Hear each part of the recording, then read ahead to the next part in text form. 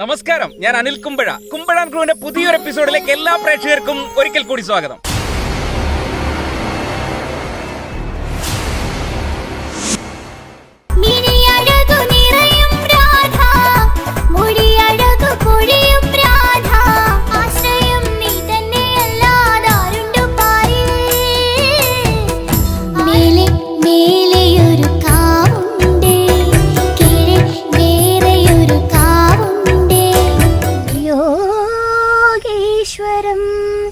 ദാസാറിനെ പോലെ എനിക്ക് പാടാൻ പറ്റില്ല. നേരെ തിരിച്ച് എന്നെ പോലെ വേറെ ആർക്കെങ്കിലും പാടാൻ പറ്റും. MA ഫൈനൽ ആകുമ്പോഴാണ് ഞാൻ മൊബൈൽ യൂസ് ചെയ്യുന്നത്. ഞാൻ പ്രസവിച്ചൊരു 40 ദിവസം കഴിഞ്ഞപ്പോൾ അമ്മയ്ക്ക് തീപ്പൊളല്ല ഏറ്റു. ക്യാരക്ടർ വെച്ച് നോക്കുമ്പോൾ വ്യത്യാസമുണ്ട്. 300ഓളം പാട്ടുകൾ, മിഴിയഴകു പൊഴിയും രാധ എന്നൊക്കെ തുടങ്ങിയ ആ പാട്ടുകളൊക്കെ നമ്മുടെ മനസ്സിൽ ഇപ്പൊ കേട്ടപ്പോ നിങ്ങൾ ഭയങ്കര അതിശയിൽ ആരാണിത് പാടിയതെന്ന്. കൊച്ചു കുട്ടികളല്ല കേട്ടോ, വലിയ കുട്ടിയാണ്. നമ്മുടെ പ്രിയപ്പെട്ട ശ്യാമ, അതായത് മ്യൂസിക്കിലൊക്കെ ഒരുപാട് റിസർച്ചുകളൊക്കെ ചെയ്യുന്ന കലാകാരിയാണ്. അപ്പൊ നമുക്ക് ശ്യാമയിലേക്ക് പോവാം. വാ.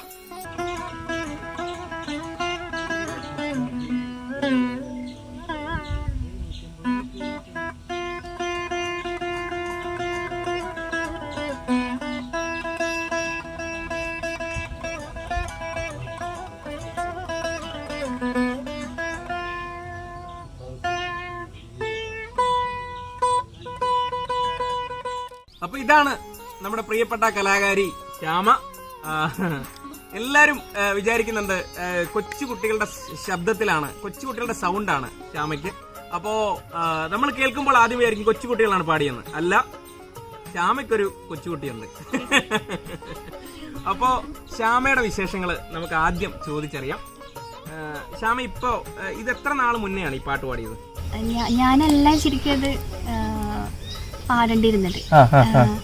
എന്നോട് പാടാൻ പറഞ്ഞു പ്രൊഡ്യൂസർ, ചേട്ടൻ പാടാൻ പറഞ്ഞു. പക്ഷേ ഈ ട്യൂൺ ട്രഡീഷണൽ ആയിട്ടുള്ള ഒരു ട്യൂണാണ്. അപ്പോൾ പല ഭാഷകളിൽ ഇതിന്റെ പല വേർഷനുകൾ പാടി നമ്മൾ മലയാളികളധികം കേട്ടിട്ടില്ല. ഇതിന് മുന്നേ പലരും പാടിയിട്ടുണ്ട്. പല ഹിന്ദിയിലായാലും വേറെ ലാംഗ്വേജിലായിട്ടൊക്കെ പാടിയിട്ടുണ്ട്. മലയാളത്തിൽ ഇത് കൊണ്ടുവന്നപ്പം വേറെ സിംഗർ, അപ്പം ഞാൻ പറഞ്ഞു അത് കാരണം അത്രയും പിച്ചിലുള്ളൊരു പാട്ടാണ്. അപ്പോൾ എൻ്റെ വോയിസ് മാച്ച് ആവോ, അങ്ങനെ എനിക്ക് ഭയങ്കര ടെൻഷൻ ഉണ്ടായിരുന്നു. ഫീമെയിലിന് പാടുന്നൊരു ശ്രുതി ഉണ്ടല്ലോ. അപ്പോൾ വിഷ്ണു, മഞ്ജു സ്റ്റാർ സിംഗറിലെ വിഷ്ണു ആണ് കൂടെ പാടുന്നത്. ആ ആൽബത്തിൽ അമ്പിളിക്കണ്ണിലെ ഞാനും വിഷ്ണുവാണ് പാടി വെക്കുന്നത്.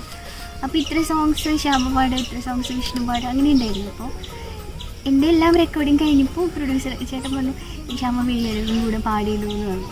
അത് ചേട്ടൻ ഞാൻ എന്നെ വിട്ട് പറ്റുമോയെന്ന് അറിയില്ല, ഞാൻ പാടാം. അത്ര സ്പീഡായിട്ടും എൻ്റെ ലിറിക്സ് ഒക്കെ ഇങ്ങനെ സ്പീഡായിട്ട് വരുന്നത്, ശ്രുതിയും ഹൈ പിച്ച്. അപ്പോൾ ഞാൻ പാടിയിട്ടു. സ്ട്രെയിൻ ഉണ്ടായിരുന്നു പാടുമ്പോൾ, ടെൻഷനും ഉണ്ടായിരുന്നത്. എങ്ങനെയാവുമ്പോൾ ചുമ്മാ വിഷ്ണുവാണ് പാടുന്നത്, ട്രാക്ക് പാടിയിട്ടാണ് വേണ്ടത്. ഞാൻ ട്രാക്ക് പാടിയിട്ടു. പുള്ളി ഇത് എങ്ങനെയാണെന്നറിയില്ല, പുറത്ത് വന്നപ്പോൾ എൻ്റെ വേർഷൻ എടുത്തിട്ട് വിഷ്വൽ ചെയ്തു. അതുവരെ ഇതിങ്ങനെ പോയിക്കൊണ്ടിരുന്ന ഒരു ഭാഗം വരെ ഞാൻ പാടിയത് വന്നിട്ട് അവസാനം വിഷ്ണു പാടുന്ന ഒരു പോർഷൻ അങ്ങനെയായിരുന്നു. പക്ഷെ ആളുകൾക്ക് അത് പെട്ടെന്ന് അത് തിരിച്ചറിയാനായിട്ട് അറിയില്ല. നമ്മുടെ വോയിസ് അറിയാവുന്നവർക്കറിയാം. വിഷ്വൽ ചെയ്തപ്പോൾ ഞാൻ പാടുന്ന കുറച്ച് പോർഷൻ മാത്രം എടുത്തിട്ട് വിഷ്വൽ ചെയ്തു. അതങ്ങനെ ഹിറ്റായി. അപ്പൊ ഇത്രയും ഹിറ്റായ പാട്ട്, കാരണം ആൾക്കാരുടെ മനസ്സിൽ നിൽക്കുന്ന ഒരു പാട്ട്, അതൊന്നും നമ്മുടെ പ്രേക്ഷകർക്ക് വേണ്ടി പാടാവോ? മിഴിയഴകു നിറയും രാധ, മുഴിയഴകു പൊഴിയും രാധ, മിഴിയഴകു നിറയും രാധ, മുഴിയഴകു പൊഴിയും രാധ, കണ്ണന്റെ മനസ്സിൽ വന്നിരുന്നവൾ നീലക്കടമ്പിൻ ചോട്ടിൽ നീരുന്നു, നീരത വർണ്ണന ഞാൻ വരുന്നു, കോലക്കുഴലെടുത്തു ഞാൻ ഊതിപ്പാടവേ, കോലക്കുഴലെടുത്തു ഞാൻ ഊതിപ്പാടവേ, നാണത്തോടെ മുഖം കുലിച്ചവളൊന്നു, മിഴിയഴകു നിറയും രാധ, മൊഴിയഴകു പൊഴിയും രാധ, കണ്ണന്റെ മനസ്സിൽ വന്നിരുന്നവൾ. അടിപൊളി. അപ്പൊ ഇതുപോലെ ഹിറ്റായിട്ടുള്ള വേറെ പാട്ടുകൾ ഏതൊക്കെയാണ്? ആശ്രയം നീ തന്നെയല്ലാരുണ്ടു പാരേ, ആരോരും ഇല്ലാത്തവർക്ക് സന്നിധി മേലിൽ അംബികെ ചോറ്റാനിക്കരെ വാഴുന്നൊരമ്മേ. അത് ഭയങ്കര ഹിറ്റായിരുന്നില്ലേ ആ പാട്ടൊക്കെ? പിന്നെ അതിനെ തുടർന്ന് പിന്നെ അടുത്ത ആൾക്കാരൊക്കെ ഇങ്ങനെ എടുത്ത് കുറെ ഇറക്കി അല്ലേ? എന്തിനാണ് ഇത്രയും ദുഃഖങ്ങൾ തന്നു ശ്രീരാമ, എന്തിനാണ് ഇത്രയും ക്രൂരത ചെയ്തു എൻ്റെ അമ്മേ, ഞെട്ടിത്തെറിച്ചു ഭരതൻ പൊട്ടിക്കരഞ്ഞു. അതാണ് ഞാൻ ആദ്യം പാടി. യാദർശികമായിട്ടാണ് ഞാൻ ശ്യാമയുടെ ബ്രദർ ശ്രീജിത്തിന്റെ സ്റ്റുഡിയോയിൽ ഞാൻ വരുന്നത്. ശ്രീജിത്ത് ഒരു RLB കോളേജിൽ പഠിച്ചതല്ലേ? ആ ശ്രീജിത്തിനെ നമുക്ക് കാണാം. അപ്പോൾ ശ്രീജിത്ത് പിന്നെ റെക്കോർഡിസ്റ്റ് അല്ലേ? റെക്കോർഡിസ്റ്റ് ആണ് ശ്രീജിത്ത്. അപ്പോൾ ശ്രീജിത്തിന്റെ സ്റ്റുഡിയോയിൽ ഞാൻ യാദർശികമായിട്ട് ആൽബം സോങ് റെക്കോർഡ് ചെയ്യാൻ വേണ്ടി ഞാൻ പോയതാണ്. വാവാ നമ്പിയങ്കാവ് എന്ന് പറഞ്ഞൊരു കലാകാരൻ്റെ പാട്ട് റെക്കോർഡ് ചെയ്യാൻ വേണ്ടി ഞാൻ പോയതാണ്. അപ്പോഴാണ് യാദർശികമായിട്ട് ഇങ്ങനെ ഒരു സംഭവം വരുന്നതും. ശ്യാമയാണ് ഈ പാട്ട് കേൾപ്പിച്ചിട്ട് പറഞ്ഞു, ചേട്ടാ ഈ പാട്ട് പാടിയ ആളിനെ അറിയുമോ എന്ന് എന്നോട് ചോദിച്ചു. അപ്പോൾ അങ്ങനെ എന്നോട് ചോദിച്ചപ്പോഴാണ് ഞാൻ പറഞ്ഞത്, അയ്യോ ഇത് ഭയങ്കര ഫെമിലിയർ ആണല്ലോ. അപ്പോൾ പറഞ്ഞു ഇതെൻ്റെ ചേച്ചിയാണ് എന്ന് പറഞ്ഞു. അപ്പോൾ ഞാൻ കൂടുതലായിട്ട് കാണാൻ ആഗ്രഹിച്ചു. അപ്പോൾ അന്നേരമാണ് വാവ എന്നോട് പറയുന്നത്, ചേട്ടാ ഇങ്ങനെ ഒരു ഇതിലും ഇൻ്റർവ്യൂ ഒന്നും കൊടുത്തിട്ടൊന്നുമില്ല, കാരണം അങ്ങനെയൊന്നും ആഗ്രഹങ്ങളില്ല. അപ്പം ഞാൻ പറഞ്ഞു അതല്ല, പുറം ലോകം അറിയണം, കാരണം ഇങ്ങനൊരു കലാകാരി ഉണ്ടെന്നും ശരിക്കും നമ്മൾ മാത്രമേ ഉള്ളൂ ഇങ്ങനെയൊക്കെ പ്രൊമോട്ട് ചെയ്യാനും നമ്മളെ മറ്റൊരാൾ അറിയാനും ഒക്കെ. കാരണം നമ്മളൊരു കലാകാരിയാണ് തീർച്ചയായിട്ടും. അപ്പം നമ്മളെ അറിയണമെങ്കിൽ നമ്മൾ ഇതേപോലെ അവസരങ്ങൾ കിട്ടുന്ന സമയത്തേക്ക് തീർച്ചയായിട്ടും ഇന്റർവ്യൂസ് ഒക്കെ ചെയ്യണം, ഇന്റർവ്യൂസ് ഒക്കെ കൊടുക്കണം. അതൊന്നും ഒരിക്കലും ഒരു മടി കാണിക്കണ്ട കേട്ടോ. ഞാൻ അഭിമാനത്തോടെ പരിചയപ്പെടുത്തുകയാണ് ഞാൻ പ്രേക്ഷകരുടെ മുന്നിലേക്ക്. അത്രയും മനോഹരിയായിട്ടുള്ള ഒരു എന്താ പറയുക, അത്രയും നല്ല കലാകാരിയാണ്. ഗംഭീരമായിട്ട് വീണ അടിപൊളിയായിട്ട് വായിക്കും. അതേപോലെ തന്നെ പാട്ട് ശരിക്കും പറഞ്ഞാൽ എത്ര ക്യൂട്ടാണെന്നറിയാം വോയിസ് ഒക്കെ.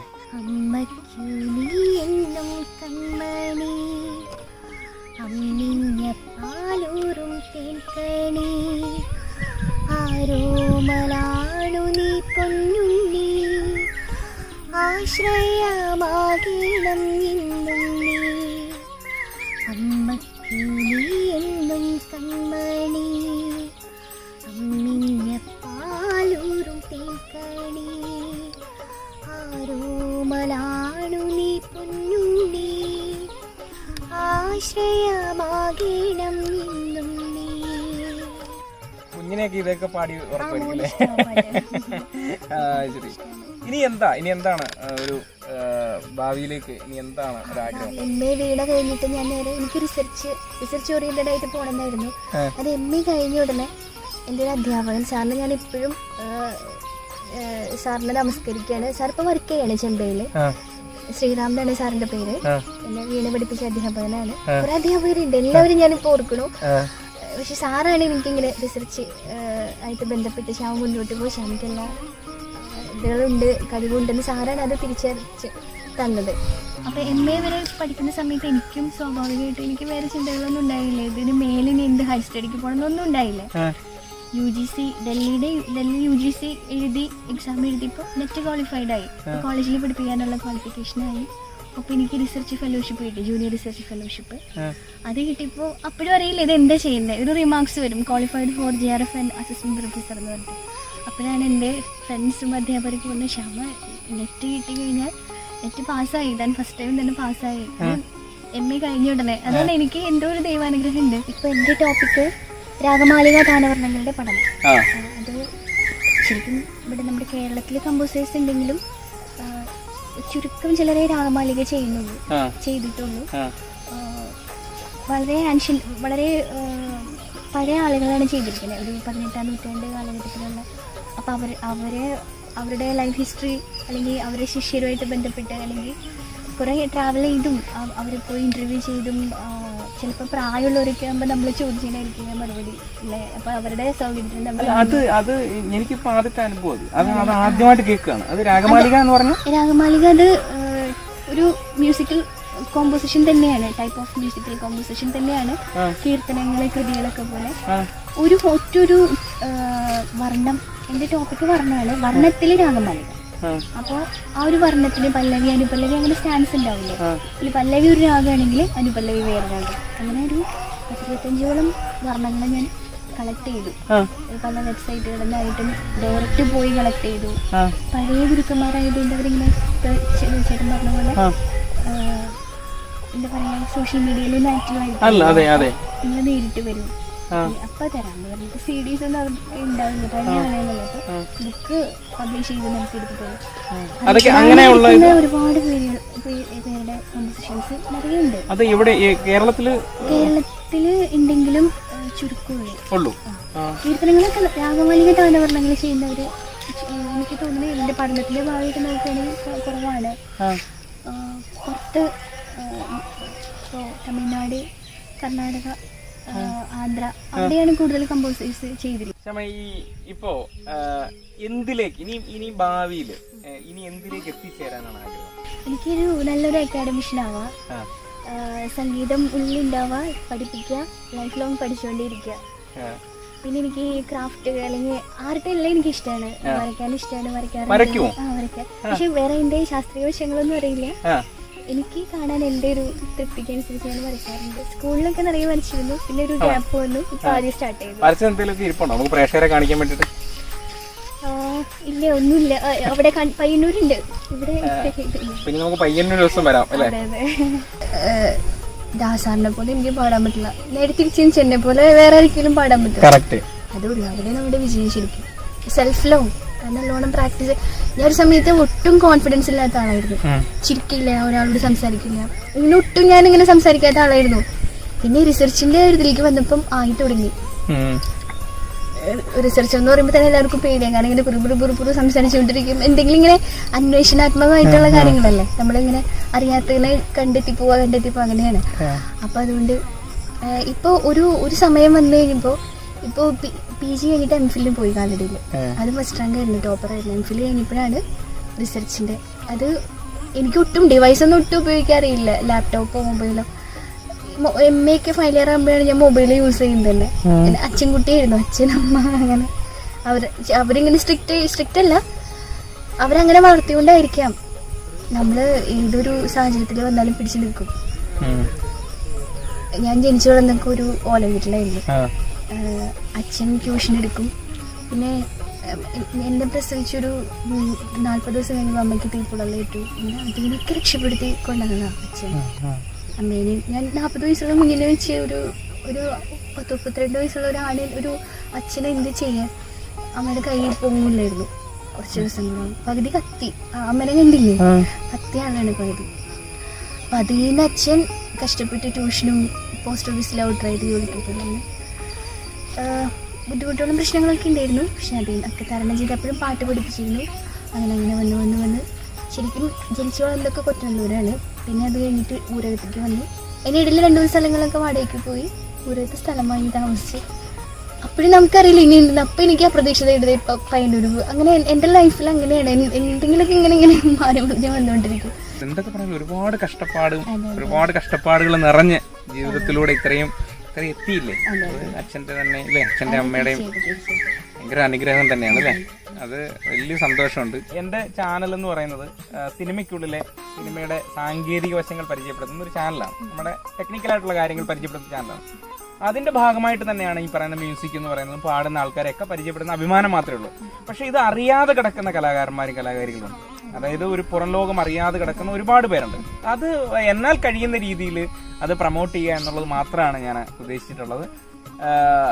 എനിക്ക് ഏറ്റവും വലിയ ഇത് തോന്നുന്നത്, പ്രിയപ്പെട്ട പ്രേക്ഷകരോട് ഞാൻ പറയുന്നത് മറ്റൊന്നുമല്ല. അതായത് ഇത്രയും മനോഹരമായി എനിക്ക് തോന്നുന്നു, ഞാൻ ഇത്രയും ഈ സിനിമ ഫീൽഡിലൊക്കെ ഇങ്ങനെ വർക്ക് ചെയ്യുന്നുണ്ടെങ്കിലും ആദ്യമായിട്ടാണ് ഈ മ്യൂസിക്കുമായിട്ട് ബന്ധപ്പെട്ടിട്ട് ഇത്രയും അറിവുകൾ കിട്ടുന്നത് ആദ്യമായിട്ടാണ്.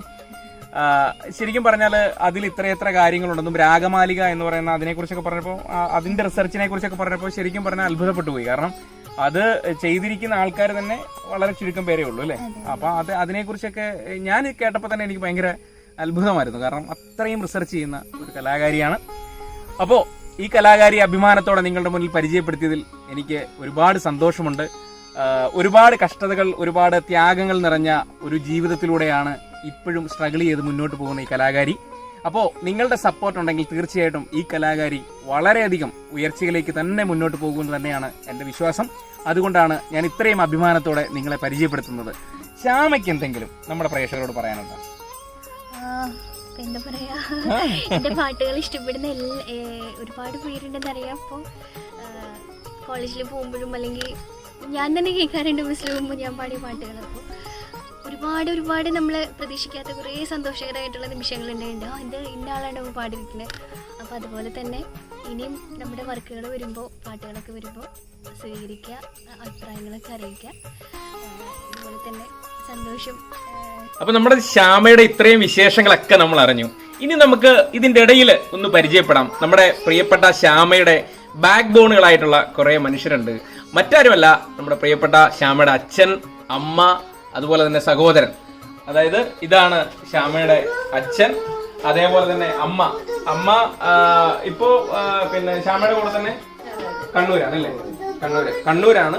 പിന്നെ ശ്യാമയുടെ മോനാണ് ശ്രീയുക്ത്.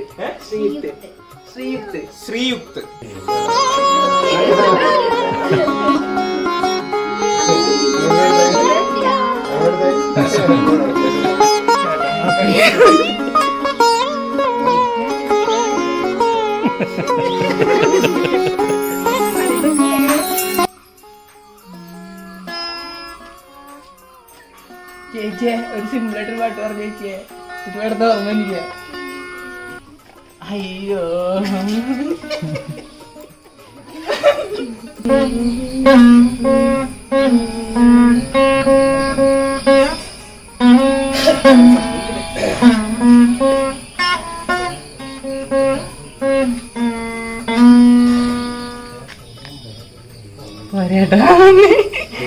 ശ്യാമയുടെ ബ്രദറാണ്. ഇവന് RLV കോളേജല്ലേ, തൃപ്പൂണിത്തുറ RLV കോളേജിലാണ് എന്താണ് MA മൃദംഗം പഠിച്ചാണ്. അപ്പോൾ പുള്ളി എന്താ പറയാ, ഒരു നല്ലൊരു കലാകാരനാണ്. അപ്പോൾ ഇപ്പൊ കണ്ട ഇത് വളരെ പെട്ടെന്ന് പിടിച്ചിരുത്തി. അവനെല്ലാം അറിയാം. ഈ പറയുന്ന വീണയായാലും മൃദംഗമായാലും എല്ലാം മനോഹരമായ രീതിയിൽ വായിക്കുന്ന ഒരാളാണ്. ഇവന് ഭയങ്കര നാണമാണ്, അപകർഷതാബോധം ഭയങ്കരമാണ്. അപ്പൊ അവനെ നമ്മൾ മനഃപൂർവ്വം പിടിച്ചിരുത്തിയിട്ടൊന്ന് വായിച്ചതാണ്. അപ്പോ ശ്യാമയുടെ ഒരാളല്ലേ ഉള്ളൂ, അനിയൻ ഒരാളേ ഉള്ളൂ.